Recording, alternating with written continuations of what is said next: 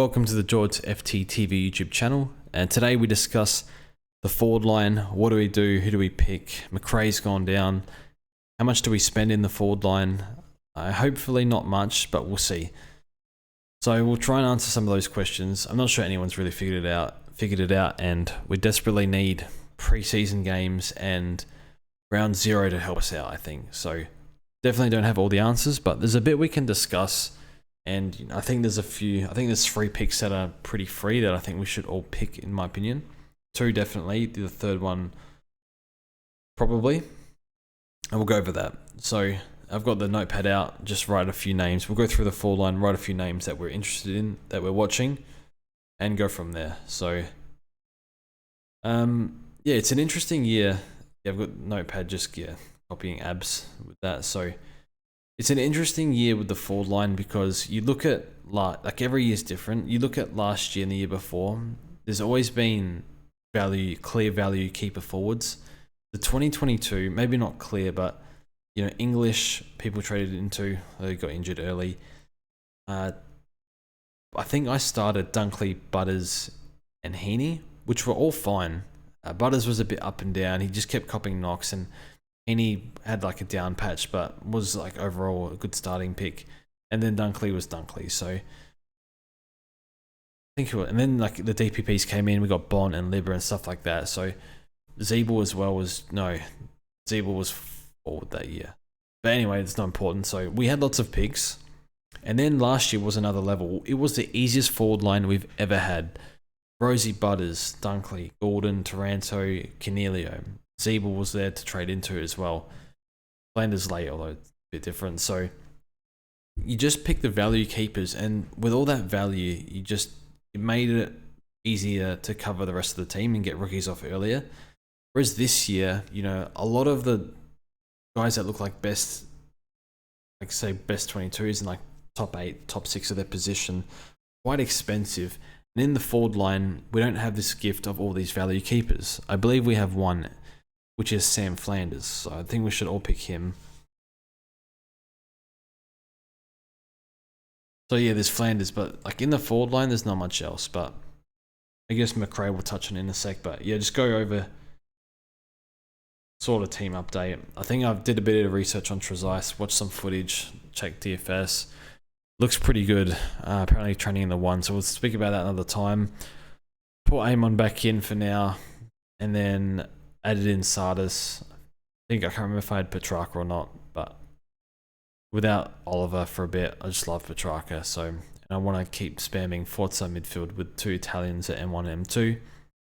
But the thing with the forward line is, I don't want to spend money here, so I'm just putting money into the rest of the team, and I don't know where to spend it. So I think there's some good value or good rookies in defense, and even like the midfield bench looks like it could be pretty good as well. So I want all these rookies, but I've just found myself paying up for, in my opinion, like, Bond, Petrarca, Butters, probably some of the best mids this year. Cicely Stewart will be right up there again. Young's looking good too. So I'm just paying up, and I don't know where else to spend it, because if I'm spending it in the forward line, I might as well just if I can get 150k out of a rookie. I don't know if I'm going to get 150k out of a mid-pricer, or if they're going to be keepers or not. We're not quite sure how it's going to shape up, but we'll go through lots of names, and then yeah, just write down the ones that we're watching over preseason and what we need to see and stuff like that. So the forward line strategy at the moment, I think we have 3, in my opinion. I guess Wilson on the bench probably, but maybe Field. I don't know. I can't answer that. But Flanders, Billings, and Reed, I think we lock in. So Flanders, I don't need to explain too much. Last year, I made a very, very bad mistake. Kicked me out of the top. Probably, I don't know how much rank it's cost, but it would have been a lot. But I had the choice between Flanders and Hobbs. Flanders was 100k cheaper. He just sort of had the role change, but Took was coming back in. I picked Hobbs for 470k. Hobbs was awful. He had a slight hot patch of 90s, and then when I brought him in, he was a disastrous pick. But I remember that week I did that. I was watching Flanders, sort of hoping he doesn't do well because I faded him. Starts the first 6 minutes on the bench. I'm like, okay, interesting. Comes on, first 6 minutes of the bench, playing half forward, has 11 or 10 touch. I think it was 11 touches by quarter time. Starting like having massive time on the bench. And I'm just like, oh my God, I've made a terrible mistake here. Looked so good.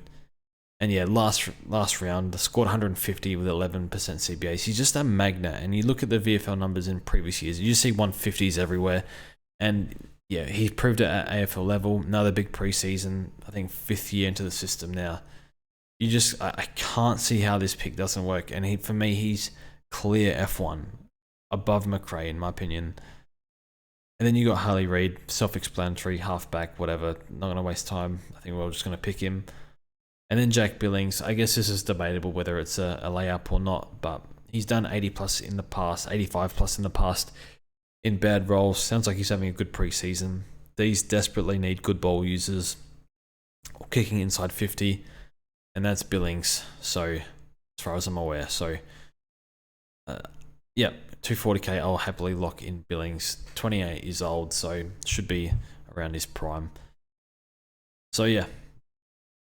Those 3 we're picking, and then it's who else we're picking. So, what do we do here? I'll get the notepad out for now. Just write down names I'm considering. There's not going to be a lot of names here, so at this stage. So, Jack McCrae, no. 30, approaching 30, and a soft tissue injury in preseason. Pretty bad combination, and something which means I'm just not interested at all. I think it's a combination of he's been regressing. What's his role? Not too sure. What do the CBAs look like? We're not sure. I guess the logic of picking him, because I had him previously, was average 99 with an injury game, got concussed 1 game, off 36% CBAs. So, and the games he did get decent CBAs, he scored well. He also didn't look. I picked him in fantasy, and it was a mistake, clearly, in the midfield. And just watching him, I like almost traded him round 2. Just he didn't look very good. He scored okay, but he didn't look that good. And yeah, even though he didn't look great, he was still kind of scoring. And we've got nothing else in the forward line. But yeah, just the durability that, well, now he's been so durable for us. But a hamstring injury, getting older, I'm out. That's the kicker there for me. So not interested anymore. I guess some people don't really care. Like he still had most of the large majority of the preseason. But yeah, almost 30 in hamstring, forget it. Maybe later in the year, but not as a starting pick. So I think durability risk, in my opinion, off that is too high for my liking. As Discord adjusts. And so second we have Luke Jackson, like solo ruck, yes. Duo ruck, no. Pretty simple. I guess they can like play him in a number of roles, but yeah, I'm just not certain on the role or the ruck time. Kerno, no, you can't pay that for key forward. Can I do? I can't. This doesn't work. Whatever. We'll bring it up after. We'll keep scrolling through. Shea, I don't trust. Like, what's the mid forward split? Very hot and cold. Low floor, high ceiling. So no. But I think he could do worse. He probably is relevant. And then Dusty, bit of talk around Dusty, playing more midfield time. Looked unreal late last year. Made a case for All-Australian, but was a bit of an awkward spot. Didn't probably kick enough goals, but like statistically and as a forward was like better than just about anyone. Bit of a tough one. Not start, just because the buy as well, and just not too sure, but it'd be good to see Prime Dusty. There's once in a generation player, so definitely relevant for sure, but starting pick, not interested. Caleb Daniel, no. Just plays too many roles and scores 20 in Ballarat, so no. Toby Green, GWS forwards in the first 2 rounds. I'm not going to bother just trying to figure that out, so just because they play North and West Coast, so no. Dylan Moore, well, they've got more forwards in Ginnivan and Watson. What does that mean for Dylan Moore and Conor McDonald? Because they play half forward. Do they get pushed up the ground more?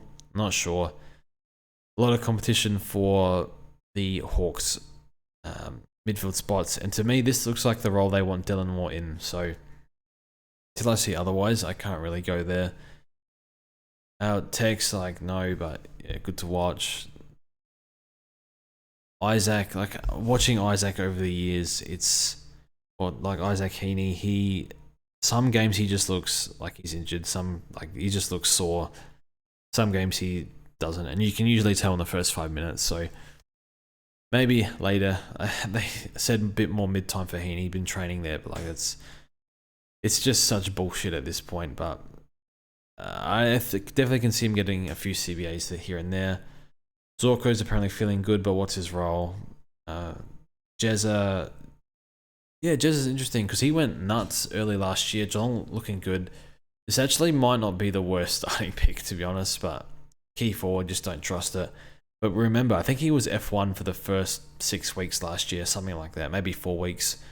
Hurt his shoulder and just capitulated after that, so... Also, durability is like not super good, so... Rankin more mid-time apparently, but... He's just such a good forward. Keys is playing forward.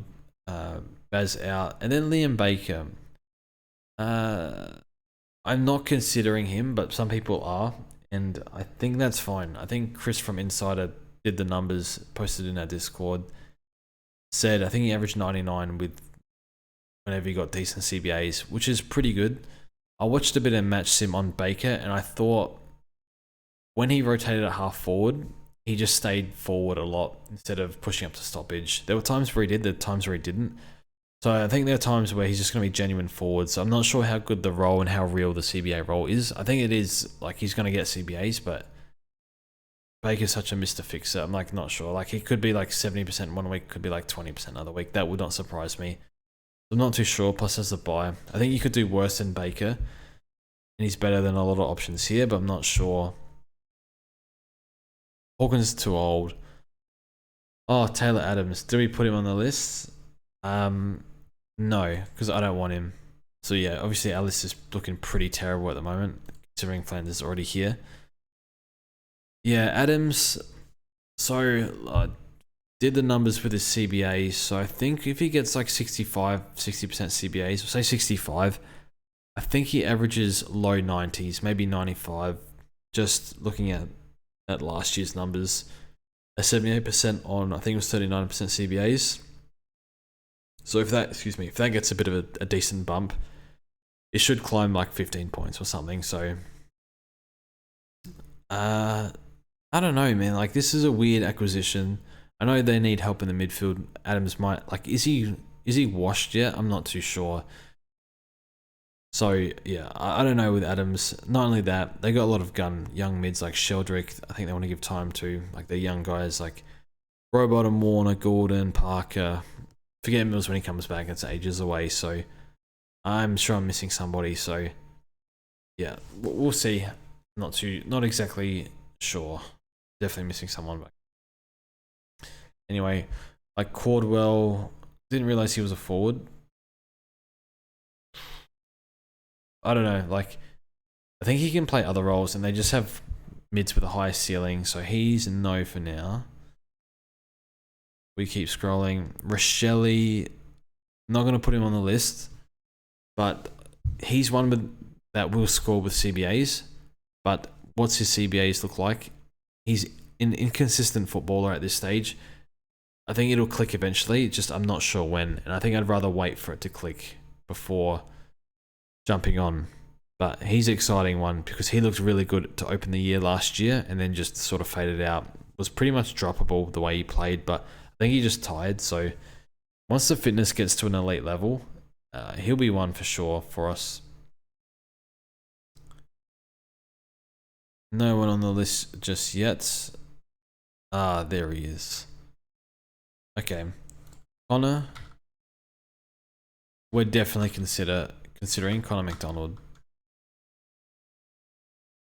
So Conor McDonald, it's interesting because he's got a bit of traction this preseason. I guess no one really talked about him last year. I guess if you did like keeper drafts and really looked into that, I think you kind of would have realized, like looking at junior numbers and stuff, that he was one to watch. I was hoping he'd get mid-time last year. He didn't. And this year I'm hoping he gets it again. But they seem to have a settled, starting forward with Nash, Warple, Day, and Newcomb. Now it's interesting. I was listening to a James Warple interview, and Conor McDonald's been tearing up the track. You heard Dave. I don't know if you heard David King on SEN today, but David King said that he was talking about the best trainers in the league: Petrarca, Dacos, Sam Walsh, top 3 trainers. He said from what he's seen, doing his like scouting for watching preseason training. And he sort of mentioned Conor McDonald in that mold of training, like really, really hard worker and being the standout at Hawthorn match sim. Problem is, we don't know if he's going to get the role or not. And I think if they give him the role, I don't think they're going to let go of the role. Warple, they interviewed Warple, and this is after like McDonald, he would know McDonald's been dominating match sim. And they said, who can replace Will Day? And Warple says, maybe a Ward, maybe I think it's Huswaite. And I'm like, why are you not mentioning Conor McDonald? I think he's petrified of Conor McDonald taking his spot, in my opinion. So, because whose spot, like, you can't take Day, you can't take Newcomb out. You take Nash or Warple out. I don't know. Maybe they're just happy with him, but McDonald is a good half forward, so that is a worry. And also, this picture I found, if I still got it up here, Conor McDonald been hanging out in the hood. This is a random video I found on Big Footy, Melbourne's most notorious suburbs, and Conor McDonald pops up in the video. I think he's just like, I don't know, he's just like they camera pans to him for like 5 seconds, and that's pretty much all there was. But if he's hanging out in the hood, no one's gonna want to mess with him. Hell no. So people in the hood, they've been through adversity and stuff, so they come out better for it. And yeah, I'm just talking shit now, but we'll move on. Conor McDonald excited for that pick, and we'll see what happens because it's just the role. Now Zach Fisher does not make the list. This is a trap. Injury prone. He doesn't look conditioned well. I think he'll be out the side in no time. And his preseason report's not that great.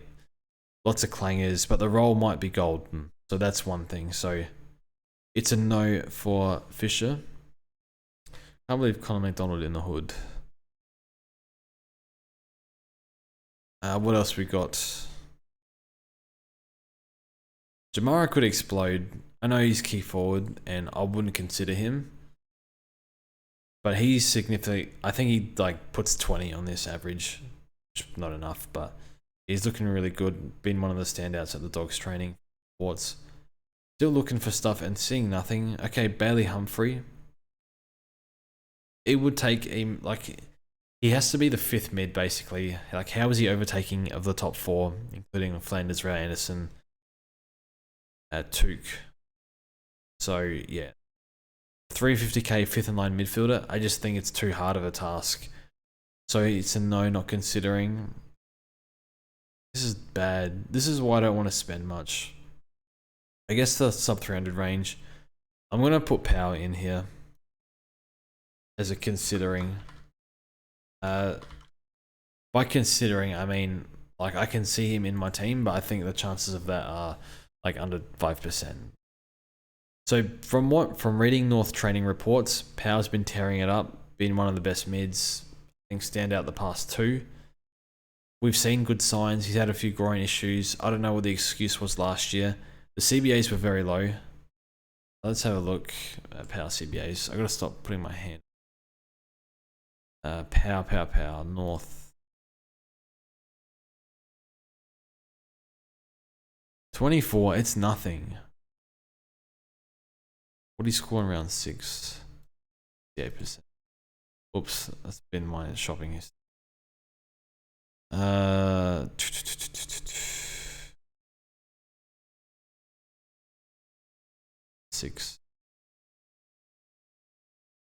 66. He didn't score nothing. Oh, why am I staring at this?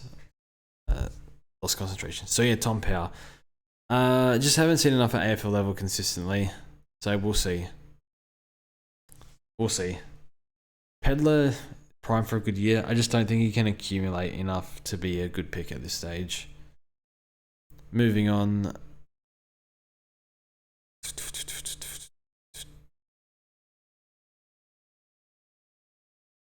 Philippou, I'm not going to put Philippou in yet, but hearing good things about Mateus. So, Saints mids, Dow's gone down. Does he play round one? Not sure. I think they give the keys to Nat Fife. Am I considering Nat Fife? I don't think so. I'm going to put him on the list because I think there's like sub 5% chance that we pick him. Just put his first name there.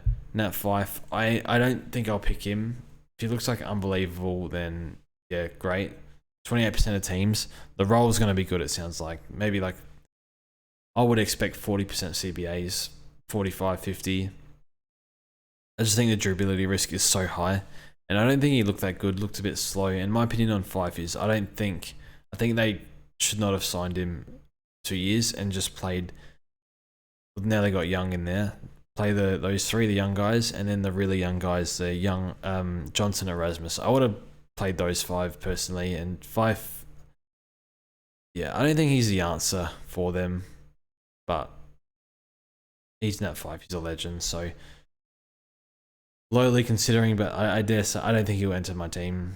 James Jordan is on the list. James Jermaine Jordan. It sounds like he's training wing, which is bad. And looking at his scores, which I checked earlier, not like 75. There's like a few, like there's a stretch of 50s in there, a few 80s. So yeah, it doesn't look like enough. But I don't know. Maybe more confidence at Sydney, they back him in. We're looking for the role. So he's a no. And now for now, but he's on the list as maybe. Harms, we'll put James Harms on the list. It's just annoying, I can't get this to stay up. James Harms on the list. Been playing midfield in drills, but Bulldogs match sim is, yeah, A versus B team, and they just sort of mix and match. So half forward, like I think there's 4 sub games in James Harms here. So yeah, we'll see how we go. Is he still a good player? Because he was while back. I'm not sure. Is he best 22? I think so, but we'll see. He's one we just watch. Like, yeah, we'll see the CBA, see how he looks, and who's in and out of the side when that happens. Elijah Hewitt injured. Dev's gone for second surgery on his wrist, so it's unfortunate. Definitely Sardis. Elijah Sardis. Elijah Sardis. Sounds like when I was reading 2020 draft profiles, well, I was actually reading them today, or reading like draft watcher stuff, they were comparing Sardis numbers to like Ashcroft numbers when he had like a stretch of like 35 touches. There's a good puff piece on him this week, just saying that I think Andy McCrae spoke about him, where he's like body composition has changed. They're excited what he can do this year. I know he's been training a bit on the wing, which is not what we want, but is a mass accumulator. And look, came off a broken leg last year. That's no preseason to have, like, to set yourself up for your first year in AFL. So really hard worker. They're saying first to rock up, last to leave sort of stuff. This 250k range of all these blokes, Sardis, I think, is leading the pack for me. I just think because, like, the upside, you know, Conor McDonald, obviously he needs the role. If he gets the role, he's clear number one. Power's like iffy. I'm not too sure. It's just like, why is he stalled? Is he like, is that what he is, or is he going to improve? I'm not sure. Like Fife, probably like best case, like 85. And like massive durability risk. And then like Harm's been like, we know James Jordan hasn't like set the world on fire on a wing, and if that's his role, then like, what's the point?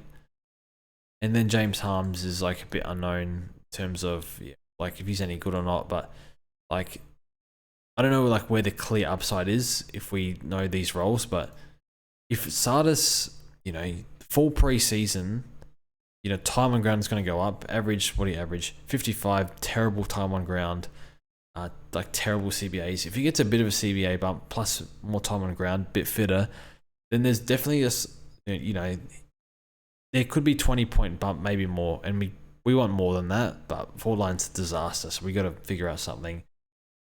So yeah, I don't know if these guys make 150k, which is why I like the rookies, because like they don't need to do much to 150k. We'll keep scrolling. Who else we got? I think we're almost there. Like Dersman, I guess Jai Cully, put Cully. I don't know enough about Emmett. Put Cully and Lazaro on the list. Jai Cully. So apparently Cully participated in Match Sim. I didn't think he would. Been a while. It hasn't been long enough off the ACL, but we'll see. I think they like him forward, but we'll see. And then Charlie Lazaro. So Lazaro been playing in the ones, but bit of half forward. I think bit of wing as well, bit of inside.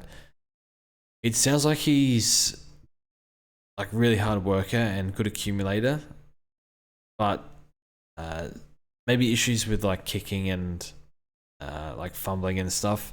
Not too sure. Maybe North supporters can help us out here. Because he's in the ones and yeah, really hard worker.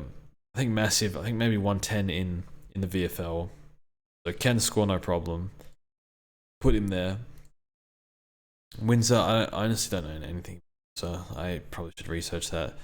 Fantasia, cheap, but like so injury prone. Caddy, not.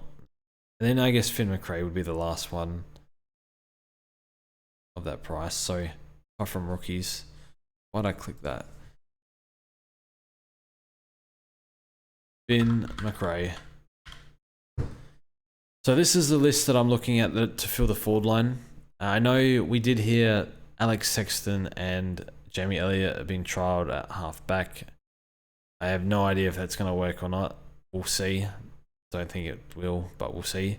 But these are the sort of names at the moment that I'm looking to fill. And right now, I have, yeah. Refresh this. I have Sardis, Lazaro, and Finn McCrae. And look, they could be sub. We'll find out. But I guess the goal is, at least if you get a rookie and they just play. Like, I don't know if I think Lowry, Darcy Jones could play. So we'll see how they go. You know, it's not that hard for these guys to make 150k. If they just average, like, what do they need to average? Like 50, 55, and they make 150k. These guys, like Sardis and stuff, probably need to average like 80 or so. So, yeah, and the cash gets stalled much easier with a down game. So yeah. Anyway, so I think the conclusion is I want to spend as little as possible, and I'm not interested in any other expensive forwards at this stage. It's sort of the 250k bracket, and maybe Conor McDonald if they give him the role. Because if they give him the role, I think you got to pick him because I think he'll kill it. Yeah, he's just watching him when he's got limited CBAs, he just always got his hands on it, and sounds like he's just a clearance machine at training. So anyway, that's it from me. I'm not sure I was much help with the forward line, but again, this is the list I'm sort of trying to fill in the forward line, and it might just be rookies like that are not on this list. So, you know, Lowry, whatever his name is, from Melbourne, apparently been getting a bit of inside mid-time. David King seems to like him, did mention him, so it could be one that we filled, maybe bench, but we'll see. Don't have him at the moment, but yeah, Sean Manor as well.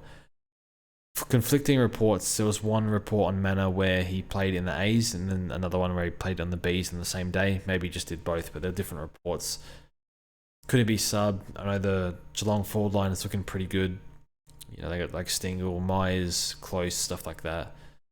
Ollie Henry, 2 tolls. So yeah, it's pretty hard to get into, but maybe like a forward, higher up the ground, midfield, inside mid. I don't know. We'll see, but anyway, that's it from me. Thanks for watching, and we'll see you guys in the next one.